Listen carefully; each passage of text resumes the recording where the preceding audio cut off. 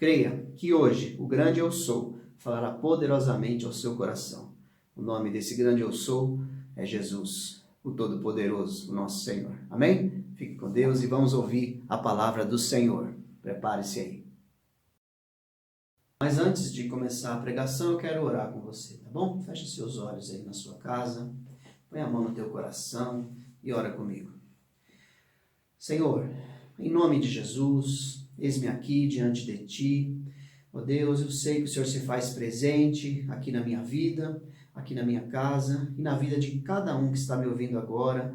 Ó Deus, que o Senhor também se faça presente nos seus lares. Ó Deus, fala a cada coração. Ministra, Senhor, qual é a Tua vontade, ó Deus, para cada um de nós. Não nos deixe confundidos, Senhor, não nos deixe perdidos. Fala, Senhor, eu te peço, Pai. Revela, Pai, ó Deus, a Tua palavra nessa manhã. A Tua palavra seja revelada a cada coração. Senhor, que a palavra que sai da minha boca não seja minha, Pai, mas seja a Tua palavra. Ó Deus, eu não mereço, Senhor. Eu sou tão fraco, tão pequeno, tão falho. Deus, mas eu sei do Teu amor e da Tua misericórdia. Que o Senhor, Pai, agora possa usar esse instrumento aqui frágil, Senhor, esse instrumento imperfeito para trazer, Senhor, a perfeição da Tua palavra para dentro de cada família. Ó Senhor, alcança agora a família que está, ó Deus, abatida, aquele que está com problemas de saúde, com problemas financeiros, aquele que está com problemas emocionais, problemas conjugais, problemas de relacionamento entre pais e filhos. Senhor, em nome de Jesus, faz algo poderoso nessa manhã. Ó Deus, até aqui o Senhor já tem falado conosco, até aqui o Senhor já tem se manifestado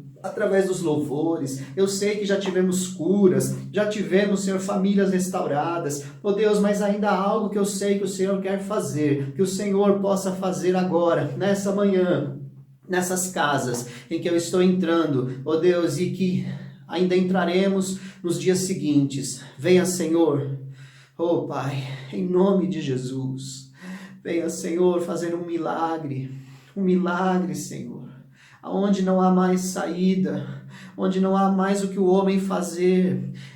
Pai, a oportunidade do milagre, aonde há coisas impossíveis. É o momento do Senhor agir e de trabalhar. Senhor, trabalha agora nas famílias, trabalha nessas casas, em nome de Jesus.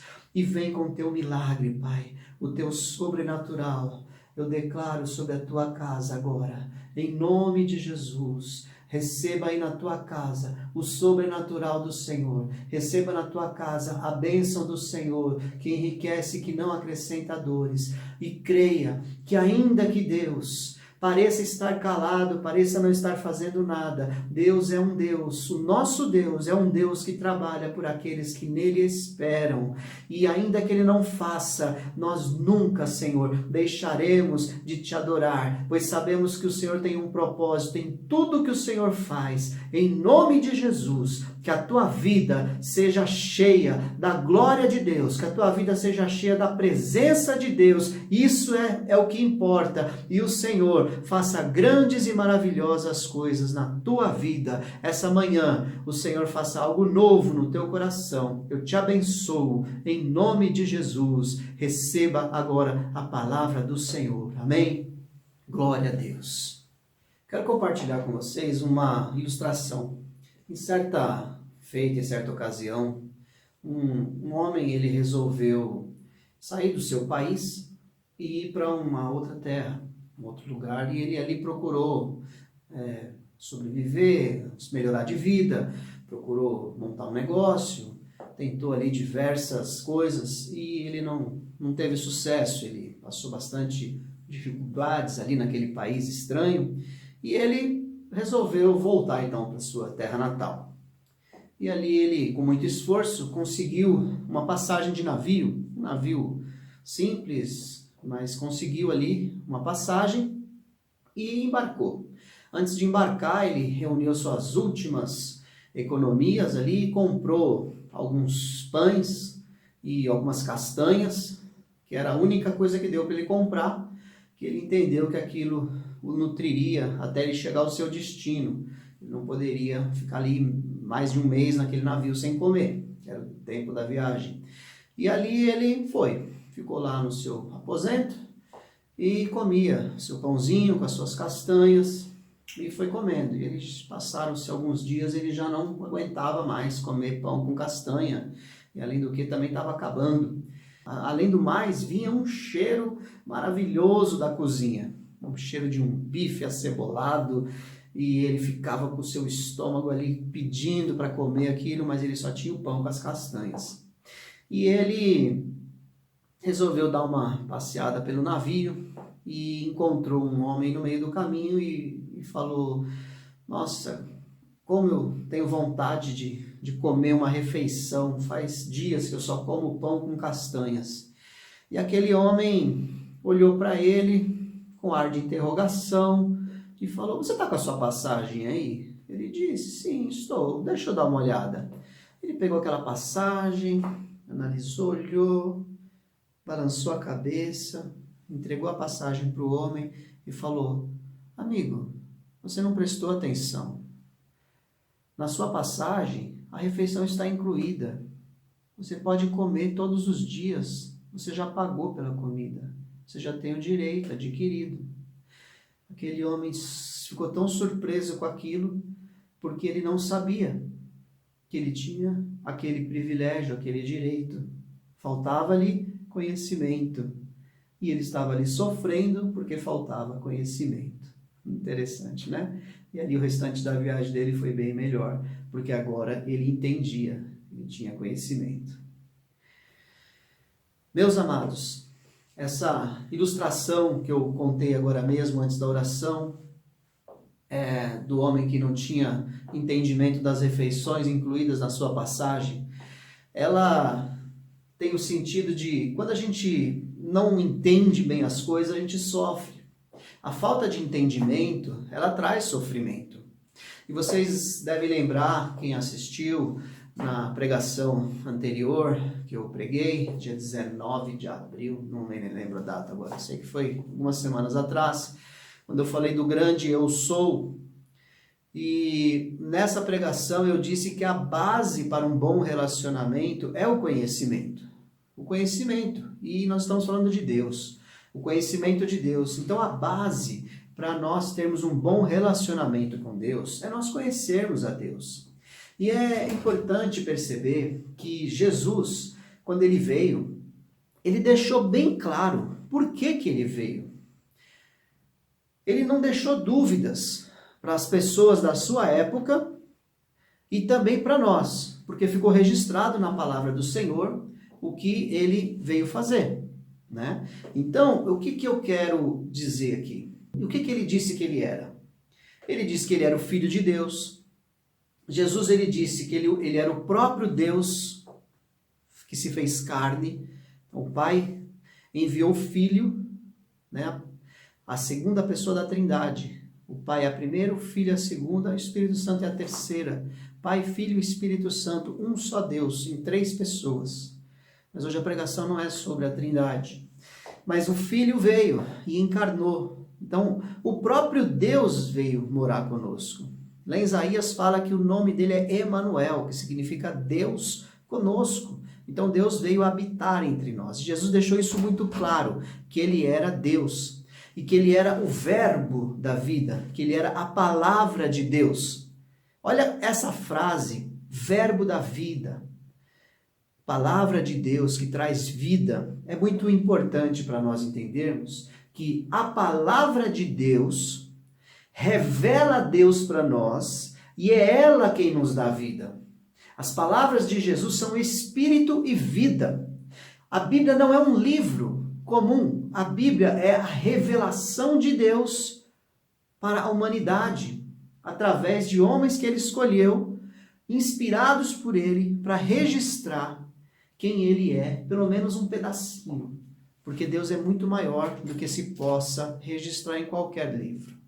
O Evangelho de João termina dizendo que se tudo que Jesus fez fosse se registrar, que não haveriam livros suficientes no mundo para escrever tudo o que ele fez. De tão grandes e poderosas que são as obras de Jesus, porque ele já existia antes mesmo de nós existirmos. Jesus já fez Tudo que foi feito por ele, e sem ele, nada do que foi feito se fez. Ok? Então, Jesus é o Verbo. Então, o conhecimento de Deus me ajuda a ter um melhor relacionamento com o Pai. Tá entendendo? Então, a base de um bom relacionamento é o... Fala aí na sua casa. Conhecimento. Ok? Vamos continuar.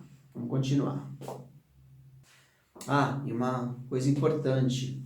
Essa declaração de Jesus ser Deus, ser o Verbo da vida, isso foi totalmente inaceitável para as pessoas daquela época.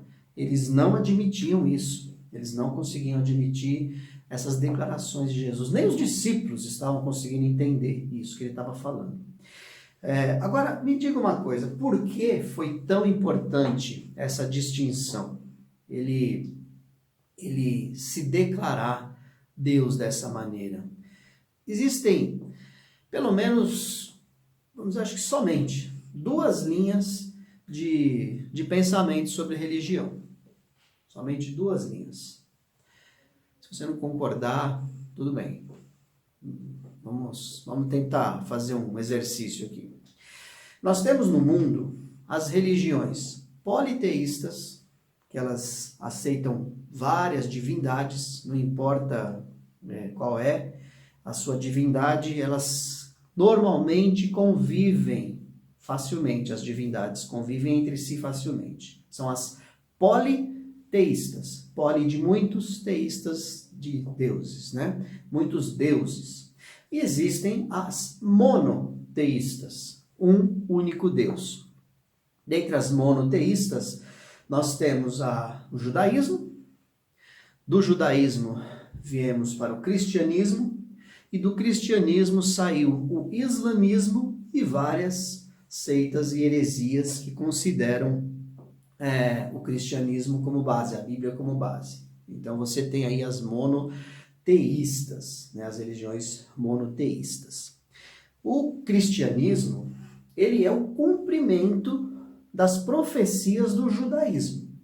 Então eu já tenho que descartar o judaísmo como a minha religião de busca, porque se eu entendo que o judaísmo, a palavra de Deus, dos judeus, o judaísmo usa, né, a palavra de Deus, o Antigo Testamento é o livro sagrado dos judeus. Se eu entendo que esse é o livro sagrado dos judeus, e fazendo um exame cuidadoso dele, como Jesus falou, vocês examinam as Escrituras porque cuidam ter nelas a vida eterna, e são elas que testificam de mim, disse Jesus. Então, as Escrituras, Antigo Testamento, testificavam da vinda do Messias esperado, que é Jesus. Então, o judaísmo é a religião base do cristianismo. Temos o cristianismo, então, como base.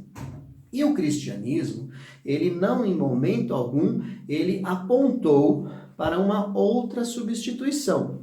Então, nós temos o Novo Testamento com os evangelhos contando a vida de Jesus, e temos as cartas dos apóstolos, né, o livro de Atos dos Apóstolos antes, né, das cartas, com toda a orientação, todo o registro de como foi o início da igreja após a ressurreição e ascensão de Jesus. Então nós temos o Novo Testamento, e lá não há nenhum lugar em que aponte que haveria uma nova religião. A única coisa que tem é que haverá uma nova terra. Isso é o que vai ter. Tudo isso vai passar, essa terra vai passar, as palavras de Jesus não passarão, diz a Bíblia, mas tudo isso vai passar e terá um novo céu, uma nova terra. Mas enfim, eu estou trazendo informações aqui para a gente analisar e chegar a algum entendimento juntos aqui, tá bom? Então tenha paciência aí e vamos até o final para você entender o que eu estou querendo dizer. A base de um bom relacionamento é o conhecimento. Então é isso que realmente importa. Conhecer a Jesus. E é o que nós estamos trabalhando aqui. Então eu tenho que descartar o islamismo também, e todas as seitas, heresias que de alguma maneira adulteraram a Bíblia ou criaram uma nova Bíblia. Por exemplo, o Espiritismo criou o Evangelho segundo Allan Kardec. Então pegaram os Evangelhos e foi transformado num novo livro, e é o livro que o Espiritismo kardecista segue. O Islamismo criou o seu livro sagrado chamado Alcorão. ali pelo ano 700 depois de Cristo, se não me engano, quando Maomé, né, disse ter tido uma experiência sobrenatural ali, escreveu o Alcorão e ali teve uma nova revelação e a Bíblia foi então deixada de lado e criou-se o islamismo. Então eu não posso de maneira alguma aceitar também o islamismo, porque ele foi uma adulteração da Bíblia. O Novo Testamento não é uma adulteração do Antigo Testamento, muito pelo contrário. O Novo Testamento ele é uma confirmação do Antigo Testamento, quando ele traz inclusive diversas citações do Antigo Testamento como cumprimento no Novo Testamento. O próprio Jesus é cumprimento das profecias do Antigo Testamento, registrado então para nós no Novo Testamento, entendeu? Então eu preciso então partir dessa premissa de que existem apenas duas linhas, as politeístas e as monoteístas. As politeístas, elas são contrárias ao livro sagrado, a Bíblia, que diz que só há um Deus, um único Deus é que nós devemos servir. Então é essa a linha de pensamento que eu sigo e que os cristãos sinceros, né, a palavra de Deus também seguem. Eu estou dizendo isso porque Jesus, ele fez questão de deixar tudo muito claro, para que não tivéssemos dúvidas e não fôssemos enganados. Então, quando ele se declara Deus, ele diz que ele é o único caminho. Olha só, são palavras muito fortes, por isso que não tem como um cristão autêntico ser ecumênico, aceitar.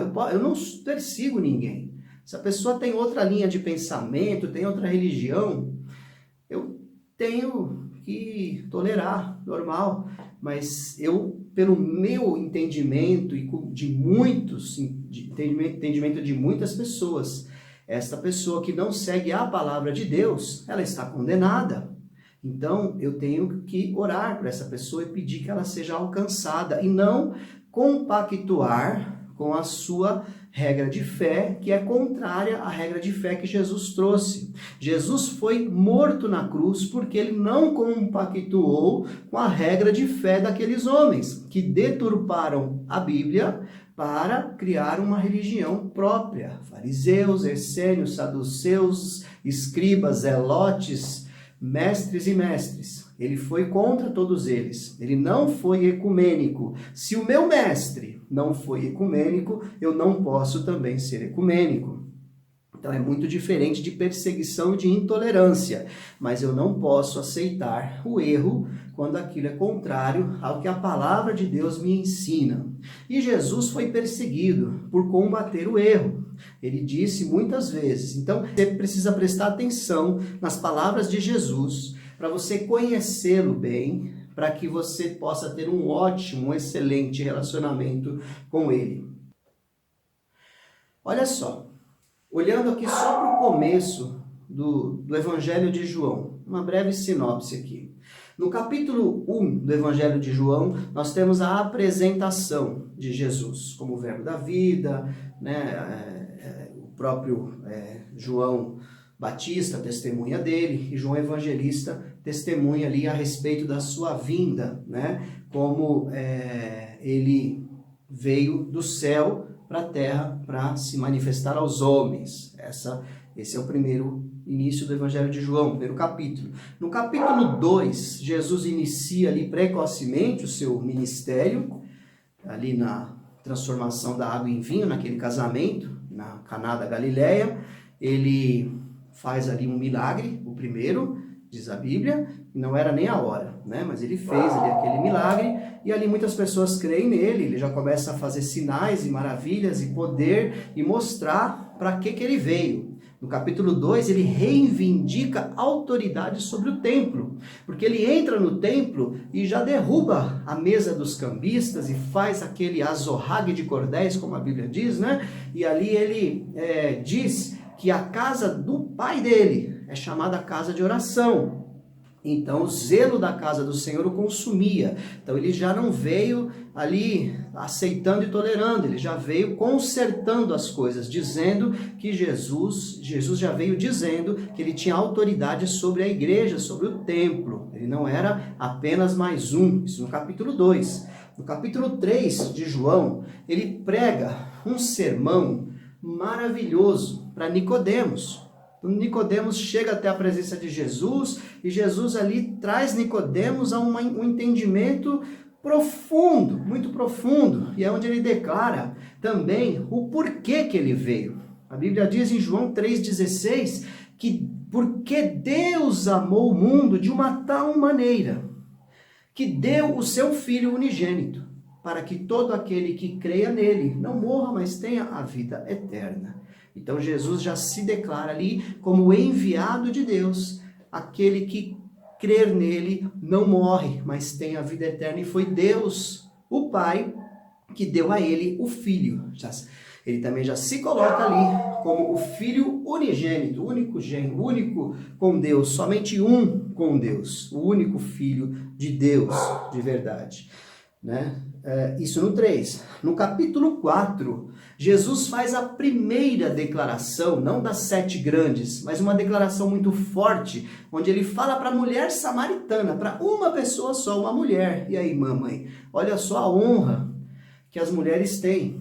Deus nunca deixou de honrar as mulheres. A primeira pessoa na Bíblia que ficou sabendo quem era o Messias da boca dele foi a mulher samaritana. Nem era judia, nem era seguidora dele, mas ele se revela a ela, evangeliza ela, fala para ela que vai, se ela beber da água que ele tem para ela, vai jorrar do interior dela fontes de água viva que saltarão para a vida eterna. Ela pede aquela água, tal, e ela fala, aí eles têm um discurso e ela quer saber onde é que adora, e Jesus fala que não é nem no monte, nem no templo, mas em espírito e em verdade, e ali ele faz a declaração para ela, fala, eu sou o Messias, eu que falo contigo. Então, no capítulo 4 de João, Jesus se declara o Messias, o enviado, o cumprimento do Antigo Testamento, que eles estavam esperando, reivindicando muita autoridade para si. Tá entendendo até aqui? Tá? Capítulo 1, 2, 3 e 4, hein? Vamos para o capítulo 5 agora. No capítulo 5, Jesus se revela Filho de Deus. Versículo 17 e 18. Vamos ler. Capítulo 5, ele fala, olha só, versículo 17 e 18. Disse-lhe Jesus, meu Pai com P maiúsculo, continua trabalhando até hoje, e eu também estou trabalhando. Por essa razão, os judeus mais ainda queriam matá-lo, pois não somente estava violando o sábado, mas também estava dizendo que Deus era seu próprio Pai, igualando-se a Deus. Olha que forte. Jesus se declara Filho de Deus, igualando-se a Deus. Isso é muito forte. Jesus não veio de brincadeira. Jesus não era uma pessoa comum. O filho de Maria e de José, o carpinteiro da Galileia. Jesus se comparou, se igualou, aliás, a Deus. E ele foi perseguido por isso. A história registra que esse homem, Jesus, foi morto na cruz. E o motivo pelo qual ele foi morto na cruz foi porque ele disse que era Deus na terra. Deus no céu e Deus na terra. Ele é Deus. E por isso aqueles homens o seguiram. Por isso ele foi para a cruz, morreu e ressuscitou. Porque se ele não tivesse ressuscitado, tudo que ele disse seria mentira. Mas aqueles homens o seguiram, os seus 11 apóstolos, o Judas morreu, os seus 11 apóstolos o seguiram, se fosse uma mentira, porque eles dariam a própria vida por uma mentira. 500 pessoas viram Jesus subindo aos céus. Está na Bíblia, mostrando que 500 pessoas, das quais, lá no ano 40, 50 depois de Cristo, o apóstolo Paulo escreve que dessas 500, muitas ainda estavam vivas e testemunharam que viram Jesus ressuscitado e subindo aos céus. Então Jesus, ele venceu a morte e ele provou as palavras que ele disse. Ele ressuscitou ao 3º dia. Então Jesus veio e deixou bem claro que ele é Deus. Jesus é Deus. Isso no capítulo 5. Então, no capítulo 5, ele se declara Filho de Deus. No capítulo 6, que é o momento agora que eu cheguei na mensagem que eu quero compartilhar com vocês, Jesus faz a primeira das 7 grandes declarações, eu sou. Jesus fala, eu sou o pão da vida. Antes dele se declarar, eu sou, no capítulo 6, no comecinho ali do 1 ao 15, versículo 1 ao 15, ele multiplica pães, certo? E dá um sinal ali aos seus discípulos. Mas note que ele não ensina nada para ninguém. Ele dá um sinal apenas, pega os 5 pães e os 2 peixinhos, multiplica ali para aquela multidão, sobra um montão e vai embora. Alimentou a multidão. No capítulo 6 ainda, do 16 ao 21, ele anda sobre as águas. Ele dá outro sinal muito forte para os seus discípulos agora, que estavam remando naquele barquinho com muito sofrimento, e de repente Jesus aparece andando sobre as águas, eles se assustam, ele entra no barco e ele também não ensina nada. Então, até aqui, ele apenas mostrou alguns sinais ali às pessoas.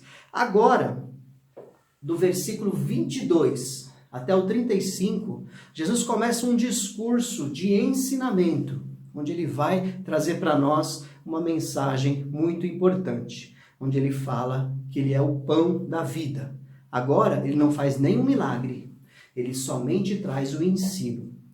Eu quero que você abra João capítulo 6, 22 a seguir, e nós vamos ler juntos na versão NVI, tá bom? Acompanhe aí. No dia seguinte, a multidão que tinha ficado no outro lado do mar percebeu que apenas um barco estivera ali e que Jesus não havia entrado nele com os seus discípulos, mas que eles tinham partido sozinhos.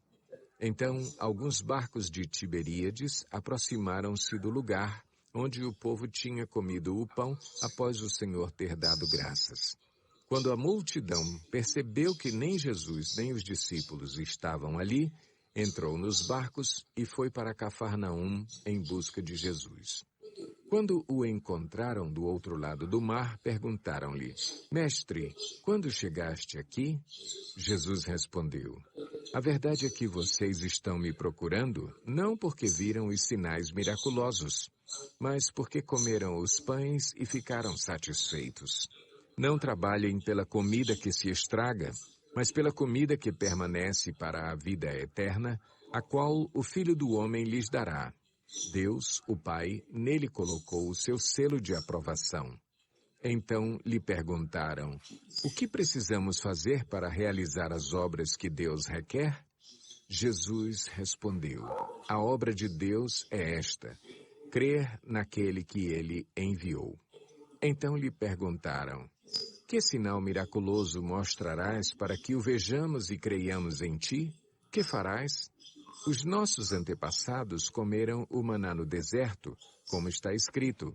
Ele lhes deu a comer pão dos céus. Declarou-lhes Jesus, digo-lhes a verdade. Não foi Moisés quem lhes deu o pão do céu, mas é meu Pai quem lhes dá o verdadeiro pão do céu. Pois o pão de Deus é aquele que desceu do céu e dá vida ao mundo. Disseram eles, Senhor, dá-nos sempre desse pão. Então Jesus declarou, eu sou o pão da vida. Aquele que vem a mim nunca terá fome. Aquele que crê em mim nunca terá sede. Forte, né? Esse texto. Eu sou o pão da vida. Do que Jesus está falando nesse texto, meus irmãos? Do quê? Jesus está falando de padaria? Será que Jesus está falando de que teremos um novo maná? A igreja de Jesus agora vai ser a igreja do novo maná. A padaria celestial, o pão mais miraculoso da terra. Não, Jesus não está falando de pão. Jesus não está falando de padaria, nem de novo maná, de alimento natural. Um rabino comum, um grande mestre, um profeta qualquer, resolve problemas aqui, dessa vida. Ele traz soluções para essa vida. Mas Jesus não se apresentou como um rabino, como mais um mestre, como um profeta, como um grande mestre. Não, Jesus se apresentou como o Deus que veio nos salvar dos nossos pecados. E nesse trecho da palavra de Deus, Jesus está falando de vida eterna. Eu sou o pão da vida é saciedade, é plenitude, mas no sentido de vida eterna. Porque nós podemos viver 120 anos, no máximo, mas o que Jesus tem a nos oferecer é uma vida eterna. E é disso que ele fala. Ele fala, não trabalhe pela comida que se estraga, mas pela comida que permanece para a vida eterna, a qual o quê? A vida eterna, não a comida, a qual o Filho do Homem lhes dará. Filho do Homem é ele, está falando dele mesmo, de Jesus. Ele fala, trabalhe pela eternidade e não por essa vida. Muitas pessoas se apegam aqui nessa vida, ficam presas nos bens, na saúde, nos relacionamentos. Pensa comigo um pouquinho. A igreja nas suas décadas, nos seus séculos de existência, ela viveu por muitas ondas. Foram muitas ondas que a igreja viveu. Profetas maravilhosos foram levantados, e ainda são até hoje, com dons de curar maravilhosos, com palavras de prosperidade, com poder sobre demônios. Então, a igreja ela sempre teve isso. E isso é o que é o problema. Quando você pensa que a igreja é para isso. Essas pessoas que seguiam Jesus foram atrás dele porque ele tinha multiplicado o pão. Então, eles queriam mais pão. A crise era grande naquela época. Faltava comida. As pessoas estavam passando fome. Muita gente morria de fome. Morre até hoje. Agora, pensa só comigo um pouquinho. A igreja que é a igreja da cura. Se a cura não vem, o que a pessoa faz? Ela procura outra igreja. Ela muda. Porque ela está atrás do pão que perece, das coisas dessa vida. Se a vida dela não está indo bem financeiramente, ela vai procurar uma igreja onde o profeta prega prosperidade. E ali naquela igreja da prosperidade, ele entende que ele vai prosperar também. E, geralmente o pregador da prosperidade é o rico, é a pessoa, ele é bem de vida, ele consegue muito, ele tem que andar de carro importado, ele tem que ter uma bela casa, ele tem que andar com o melhor terno, porque ele prega essa mensagem. E as pessoas vão para lá. Aí não está dando certo, a pessoa muda de igreja. A outra é expulsão de demônios, aquele show de expulsar demônios. E a igreja tem autoridade para expulsar demônios, nada disso está errado. Você pode ser próspero, você pode buscar a cura sobrenatural, pode. Você pode expulsar os demônios, tudo isso o Senhor nos deu. O problema está na motivação, eu querer buscar isso na igreja como fim da igreja, como objetivo final da igreja. Jesus falou, não me busque pela comida que perece, mas busque pela que permanece, a que dá vida eterna, e o meu Pai vai dar vida eterna para vocês. Então a igreja viveu por fases. Nós temos vivido hoje no Brasil, só posso falar do Brasil, não conheço o exterior. O Brasil tem vivido hoje, sabe qual igreja tem crescido no Brasil hoje? Pensa um pouquinho. Não é nenhuma das três que eu falei. É a igreja do bem-estar. Eu preciso estar bem. Eu preciso ser feliz. A igreja da autorrealização, do autoconhecimento. Se aqui nessa igreja eu não estou me sentindo bem, então eu vou para outra igreja. Uma igreja que fale a minha linguagem, uma igreja que me dê inteligência emocional. Irmãos, nada disso está errado, você está entendendo? A igreja pode e deve orientar a sua membresia em todas as coisas. O problema é quando o membro da igreja, ele pensa que o objetivo da igreja é ele, quando na verdade o objetivo da igreja é Cristo. O objetivo da igreja é levar o evangelho para as pessoas perdidas, para que elas encontrem o pão da vida, aquele que dá eternidade, que leva a pessoa para a eternidade. Por isso, tanta troca de igreja que acontece. Graças a Deus, nós não vivemos isso na nossa comunidade. É raro, muito raro alguém mudar da nossa comunidade.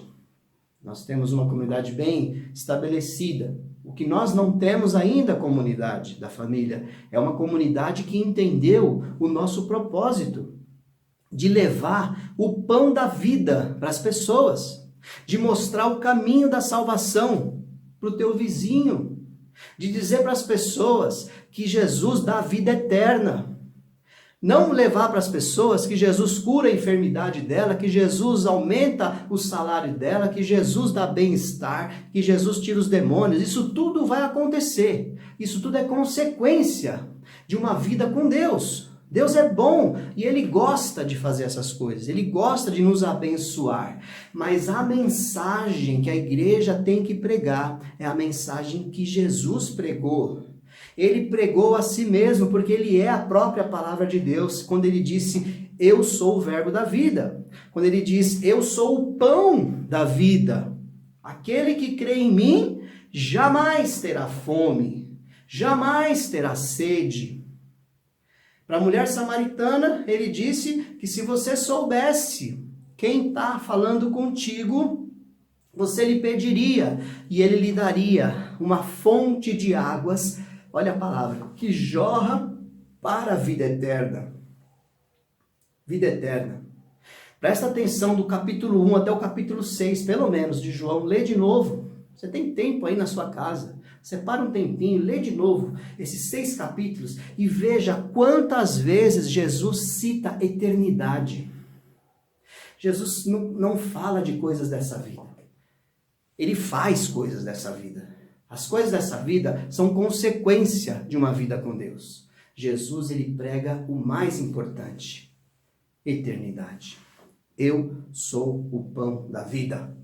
Foi Jesus que disse. Vamos voltar aqui para a palavra mais um pouquinho. Olha só. Nesse mesmo trecho que eu já li, quando ele fala de vida eterna, ele fala que busquem, né, a vida eterna, qual o Filho do Homem lhes dará. Versículo 26. E ele fala aqui também no finalzinho do 27. No finalzinho do 27, ele fala, Deus, o Pai, nele, ou seja, no Filho, colocou o seu selo de aprovação. Então, o que Jesus fazia aqui na terra era um sinal de aprovação do Pai. Deus aprovou Jesus. Jesus foi um filho de Deus enviado e aprovado pelo Pai para fazer a sua obra aqui na terra. Tá entendendo? Então, as palavras de Jesus registradas na Bíblia, quando você vê os milagres, quando você vê as multiplicações, os poderes sobre a natureza, é o selo de aprovação de Deus. Deus deu a Jesus o Espírito Santo sem medida. Deus deu a Jesus todo o poder. Enquanto na limitação de homem aqui na terra, porque ele foi homem, 100% homem, ele tinha todas as necessidades que nós temos, ele tinha, mas ele tinha também a plenitude do Espírito Santo. E Deus o aprovou através dos sinais. Então não se apegue aos sinais. E esse selo de aprovação, uma outra pregação que eu ainda preguei lá no salão, onde eu falei sobre o aoristo, que é um tempo verbal no grego, que não tem na língua portuguesa, que ele é parecido com o gerúndio, mas não é o gerúndio. Ele fala de continuidade. Continuidade é uma coisa que não tem fim, é continuamente, está sempre acontecendo.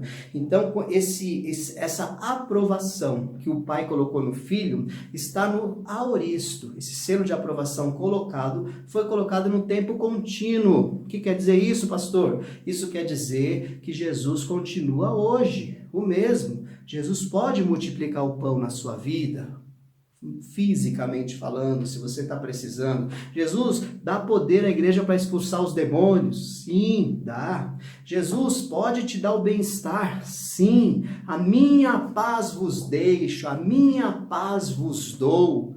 Não tem maior bem-estar do que ter a paz de Cristo. Nós nos cumprimentamos com a paz do Senhor.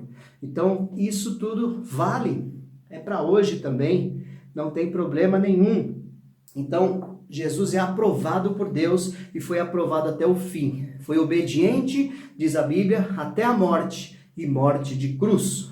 E ressuscitou, provando que Deus testificou tudo o que ele tinha pregado, subiu aos céus e vai voltar para buscar a sua igreja. Esse é o Evangelho. Agora, quando Jesus fala isso, eles ficam preocupados e eles fazem uma pergunta. Versículo 28. O que precisamos fazer para realizar as obras que Deus requer? Uma dúvida muito boa, muito pertinente. E é algo que nós temos que perguntar também. O que eu devo fazer? Senhor, me dá entendimento. Estou em dúvida. O que eu devo fazer para executar a tua obra que o Senhor quer que eu faça? Jesus responde: a obra de Deus é essa, crer naquele que ele enviou. Ou seja, a maior obra que eu posso fazer aqui na terra é crer em Jesus. É mover a minha fé, é ser uma pessoa crente, é ser crente. Por isso somos chamados de crentes. Essa palavra não é velha, irmão, não é demodê, não caiu no desuso. Tu é crente, meu querido. Você crê. Então, quando você crê, você realiza a obra de Deus. E o que é crer, pastor? Crer é você olhar para a palavra, para a Bíblia Sagrada e praticar essa palavra. Isso é um sinal de que você creu. Crer naquele que Deus enviou. Crer nas palavras de Jesus. Crer naquilo que ele estabeleceu para nós como igreja. E aí vai se cumprir na tua vida, diariamente, pela esperança da salvação. Eu sou o pão da vida. Aquele que vem a mim nunca terá fome. Aquele que crê em mim nunca terá sede. Você será saciado de vida eterna. Eita, aleluia. Glórias a Deus. Glória a Deus. Tem tanta coisa boa nesse trechinho da Bíblia. Desses versículos tão pouquinhos aqui, do 22 ao 35, eu tenho vontade de fazer mais umas 4 mensagens aqui, nesse trecho aqui, né? Olha só, Jesus falou, creia naquele que ele enviou. O que eles falam? Versículo 30. Que sinal miraculoso, milagroso mostrarás para que vejamos e creiamos em ti? Eles queriam mais sinal, gente. Jesus já tinha dado um sinal lá. Era 5 pães e 2 peixes. E 5.000 pessoas foram alimentadas, foram crianças e mulheres. Eles queriam mais sinal. Aquela famosa, duvido que você faz isso. Né? A gente veio aqui comer pão, Jesus. Multiplica mais uns pães aí que a gente está com fome. Já que você está falando aí que é poderoso. Jesus, e eles ainda confrontam Jesus ainda com a palavra de Deus. Os nossos antepassados comeram maná no deserto, como está escrito, ele lhes deu a comer pão dos céus, e cita a Bíblia ainda. Para Jesus, o pão da vida, o verbo da vida, a palavra de Deus. Jesus, Moisés, deu pão para a gente comer. Moisés orou e Deus mandou o pão do céu. 40 anos caindo manazinha do céu. E aí, não vai multiplicar um pãozinho para nós? Jesus falou, olha, não foi Moisés quem lhes deu o pão do céu, mas é meu Pai quem lhes dá o verdadeiro pão do céu. E Jesus está falando dele. Pois o pão de Deus é aquele que desceu do céu, próprio Jesus, e dá vida ao mundo.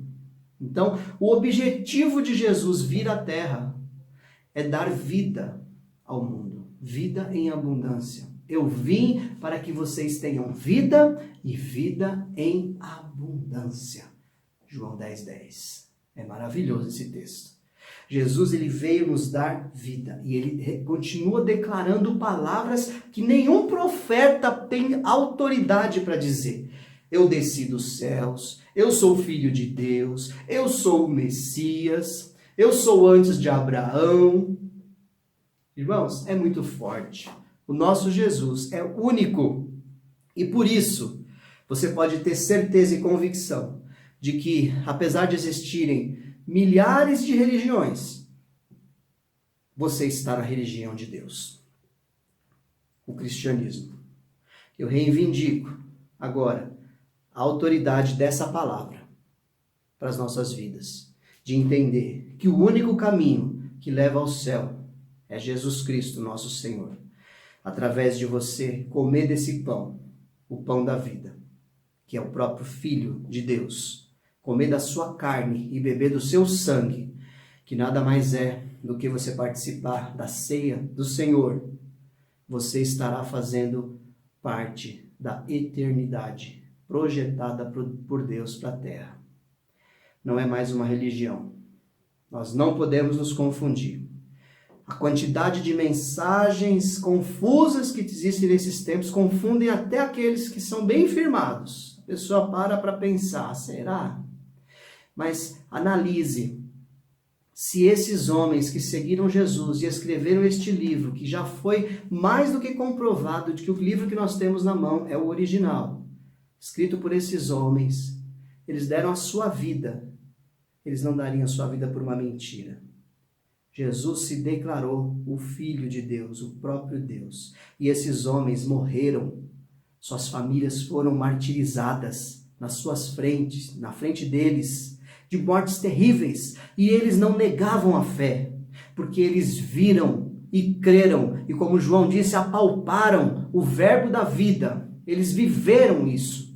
Então isso é um fato, uma realidade na vida deles, de que eles tinham a vida eterna. E é isso que eu também te incentivo a prestar atenção e buscar. O que importa é a vida eterna. Tudo que você vai ganhar aqui na terra, e você vai ganhar aqui na terra, porque Deus é bom, é lucro. Mas nem se compara ao que nós temos garantido lá no céu. Ele fala, eu sou o pão da vida.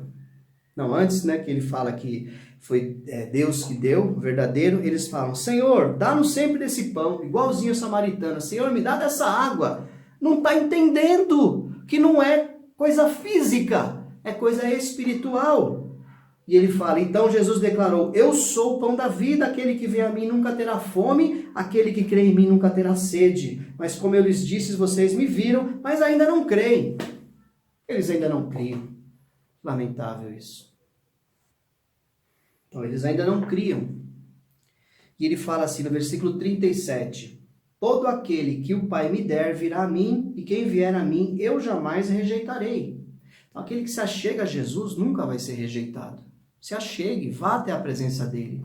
Do jeito que você está, não espere acontecer mais nada. Vá hoje para a presença de Jesus. Aí na sua casa mesmo, agora. Ore, terminando aqui essa mensagem, se quiser se ajoelhar agora, ore agora. E peça para ele te receber.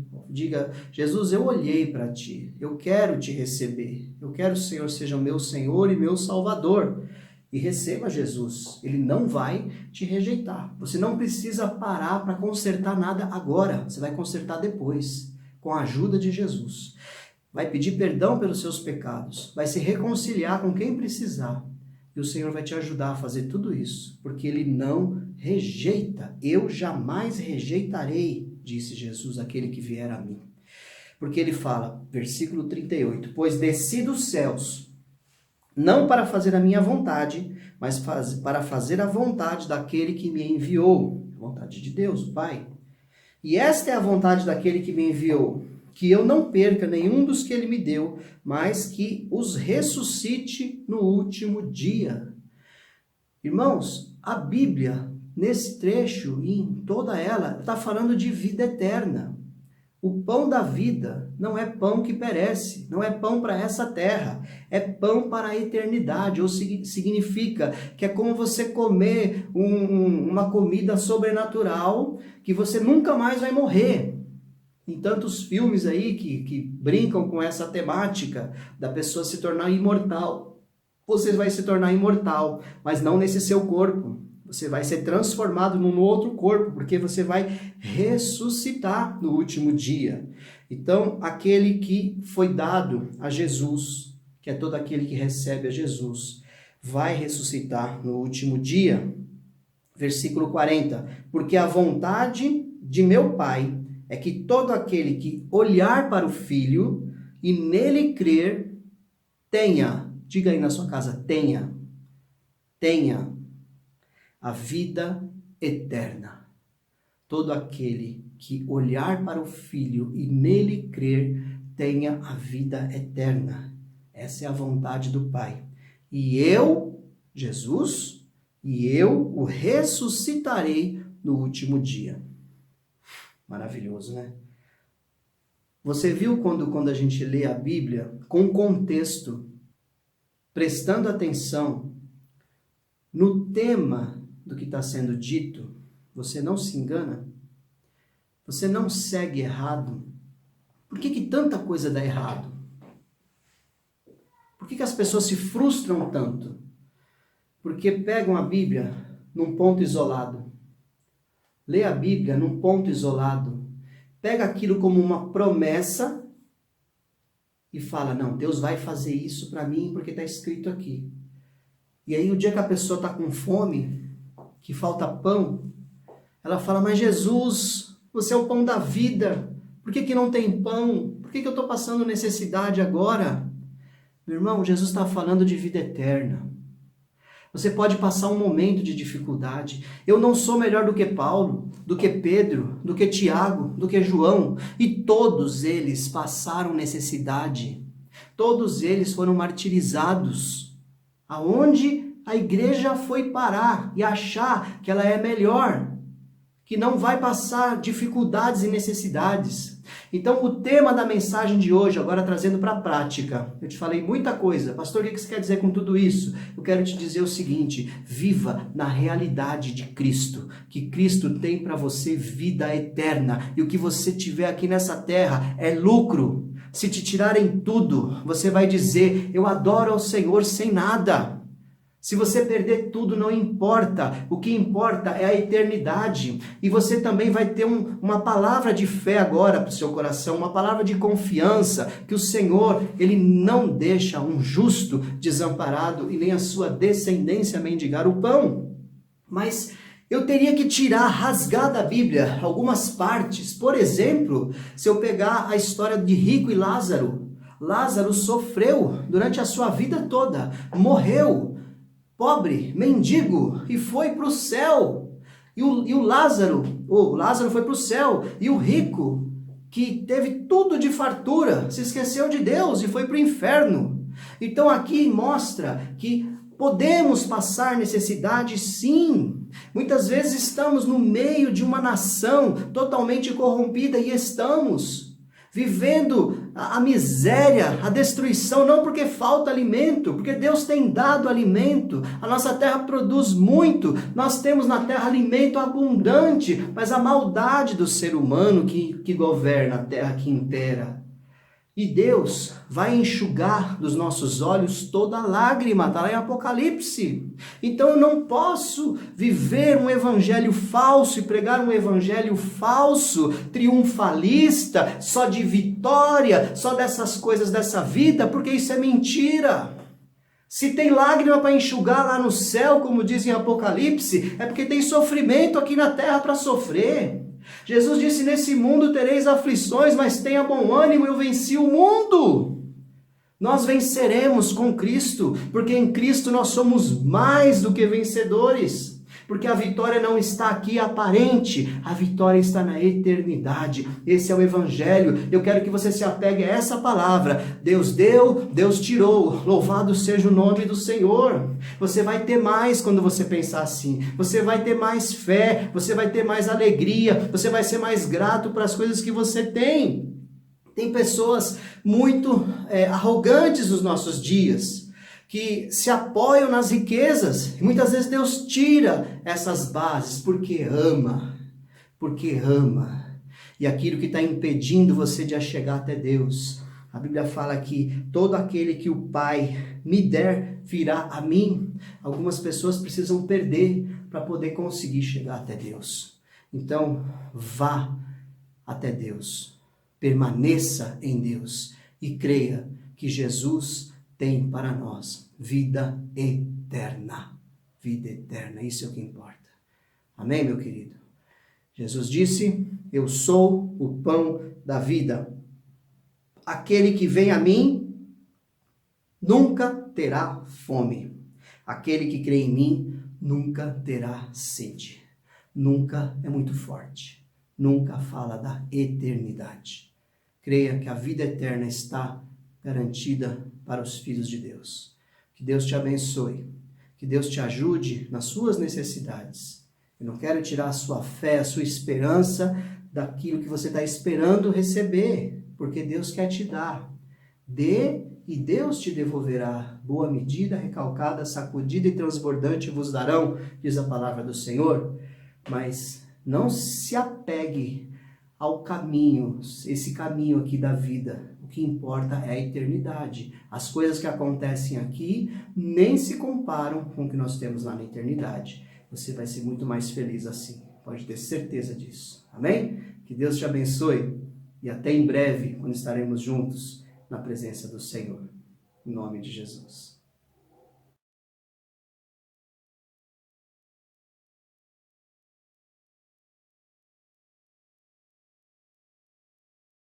Deus amou o mundo de tal maneira que deu seu Filho unigênito, para que todo aquele que nele crê tenha vida eterna.